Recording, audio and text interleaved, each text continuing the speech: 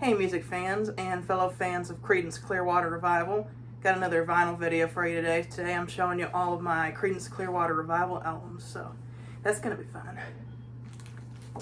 These are all the ones that I have, not all the ones I want. There is one specific Creedence album that I really want right now, but I just haven't picked up for some reason. So I might later in the future do a reshoot of this video with that album included once I inevitably get it, but for now, here's what I got.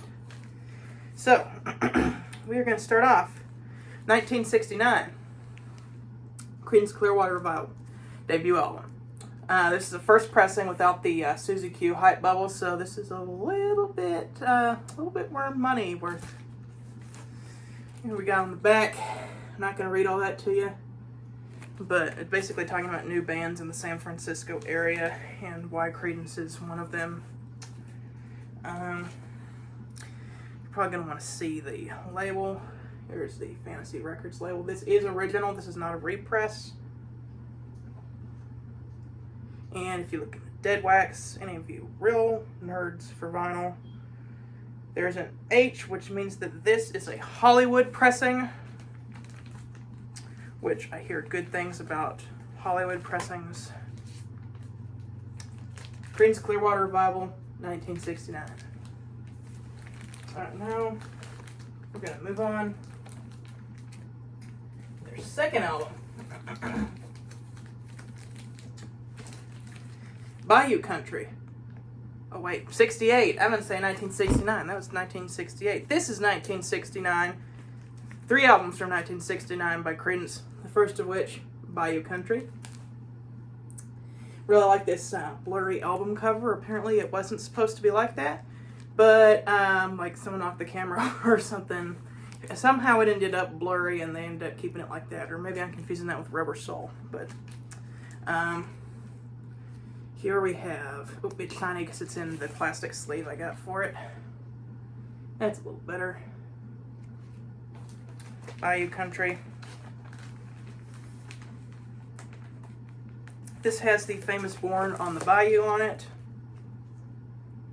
It's got Graveyard Train, their cover of Little Richard's Good Golly Miss Molly, Pinhoff's Popper is pretty cool. The one everyone knows on here is Proud Mary, and Keep on Chewin' is a cool closer.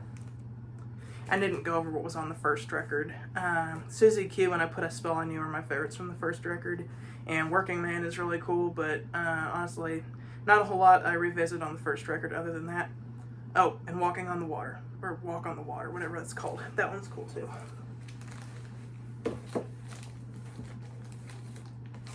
Now we got Creedence's third album, Green River. One of my favorites out of the Creedence catalog. Here's the guys on the back.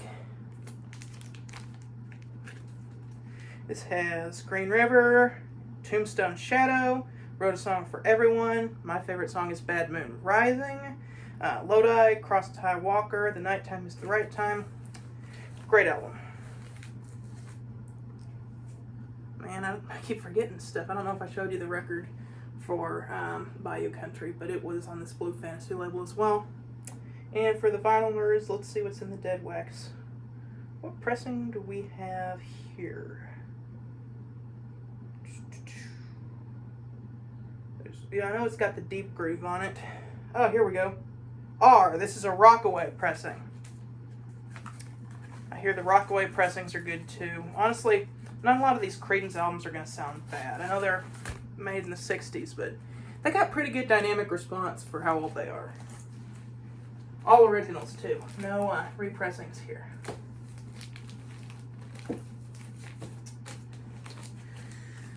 We got Willie and the Poor Boys. Oh, it's raining here. This one's got Fortunate Son and Down on the Corner. It's also got It Came Out of the Sky, Don't Look Now, It Ain't You or Me, The Midnight Special. Pretty good record. I used to like this more than Green River, but now that I've listened to it a few times and Green River a few times, I think I like Green River a little bit more as a whole album, even though Fortunate Son and Down on the Corner are maybe a little bit higher highs than some of the stuff on Green River. Green River is just more a consistent album. Here's the fancy label with the deep groove, both sides. And this has a, is that an R or an H? H, we got ourselves a Hollywood pressing here. I think my Bayou Country is a Rockaway pressing. That is the one I didn't show. I think these are all either Rockaway or Hollywood pressings. Which is why when I get Pendulum, I want to make sure and get a different pressing. I just gave away which one I don't have, so now you know. But the one I do have, my favorite Creedence album, Cosmo's Factory. And it's still got the shrink wrap on it too. I don't know if you can tell. But this one has, oh my goodness, this one might as well be their greatest hits album. So good. Bramble Tamble, Traveling Band, Ooby Dooby, Looking Out My Back Door, Run Through the Jungle, Up Around the Bend, Who'll Stop the Rain, I Heard It Through the Grapevine, Long As I Can See the Light. Yeah, this thing is pretty much a greatest hits album for Creedence. Here's that fantasy label. The blue one, so it's a first pressing. R, this is Rockaway pressing. And I believe that this was the first Creedence album to feature this particular inner sleeve. I know later on they were all reissued with this inner sleeve, but since I got first pressings, my records before don't have this. They have the plain paper inner sleeve, but once they started reissuing albums, they started putting this inner sleeve in all of them. And so you can take a look at all the different Creedence albums that were released up to that point, including the brand new at the time Cosmo's Factory.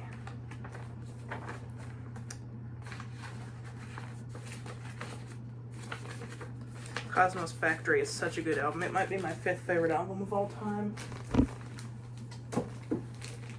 And that's all I've got for Creedence because unfortunately I don't have Pendulum, but I'm on the lookout for it. Have You Ever Seen the Rain is a great song. The rest of the album is mega underrated other than Rude Awakening #2. But the rest of these albums, fantastic. I love them. I love Creedence Clearwater Revival, one of my favorite bands. Until then, see you next time, guys.